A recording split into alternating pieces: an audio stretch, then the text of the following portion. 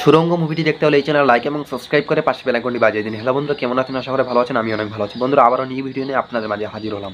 বন্ধুরা, সুরঙ্গ মুভিটি অনেক জনপ্রিয় এবং ট্রেন্ডিং মুভি। যা আগে এই মুভি আপনি কীভাবে দেখুন তা আপনাদের মাঝে আমি বলে দেবো। এই মুভিটি দেখতে হলে অবশ্যই চ্যানেল লাইক এবং সাবস্ক্রাইব করে পাশে বেল আইকনটি বাজিয়ে দিন এবং কমেন্টে সুরঙ্গ মুভিটির নামটি লেখা টাইপ করে দিন। বন্ধুরা, এই মুভিটি 2023 সালে ভারতীয় বাংলা ভাষার রোমান্টিক চলচ্চিত্র ডিলাক্স।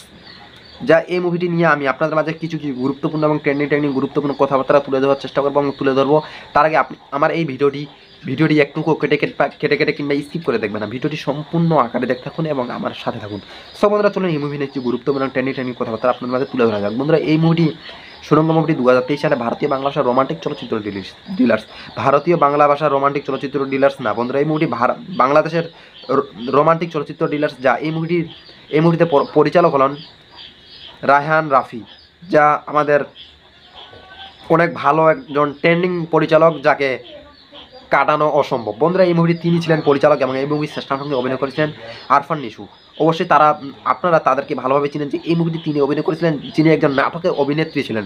তিনি ছবি সুপারস্টারে এসে তিনি এমনভাবে হাইট তুলেছেন যা আপনাদের মাঝে তাক লাগিয়ে দিয়েছে। সো বন্ধুরা, এই মুভিটিতে নায়িকা অভিনয় করেছিলেন তোষা মির্জা, এই মুভিতে অভিনয় করেছিলেন।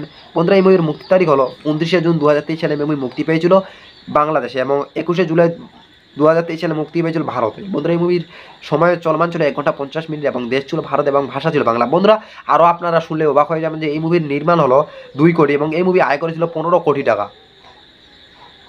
যা আমাদের বাংলাদেশে যা অনেক ভালোভাবে তাক লাগিয়ে দিয়েছে এই যে একজন নাটকের অভিনেত্রী এসে মুভিতে। সো বন্ধুরা, এই মুভির পটভূমি হলো 2014 সালের একটি চুরির ঘটনার সঙ্গে একটি ছবিটি মিল পাচ্ছিল, কিন্তু দর্শক এই ছবিটি কিশোরগঞ্জ সোনালী ব্যাংক শাখা থেকে দীর্ঘন এর সুরঙ্গ বাড়িয়েই 16 কোটি 40 লাখ টাকা চুরি করে সোহেলের নামে একজন 2 বছর ধরে সুরঙ্গ করলেন।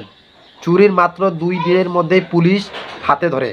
সো বন্ধুরা, এই মুভিটি একটি সত্য এবং গুরুত্বপূর্ণ ট্রেন্ডিং কথাবার্তা যা আপনাদের মাঝে তুলে ধরলাম এবং তুলে ধরার চেষ্টা করলাম। হয়তো আপনাদেরকে ভিডিওটি প্রত্যেকেই অনেক ভালো লাগছে। ভিডিওটি ভালো লাগলে অবশ্যই চ্যানেল লাইক এবং সাবস্ক্রাইব করতে ভুলবেন না। অবশ্যই পরের নিউ ভিডিওতে আপনাদের সাথে দেখা হবে। ভালো থাকবেন, সুস্থ থাকবেন। আপনাদেরকে প্রত্যেকেই অনেক ধন্যবাদ।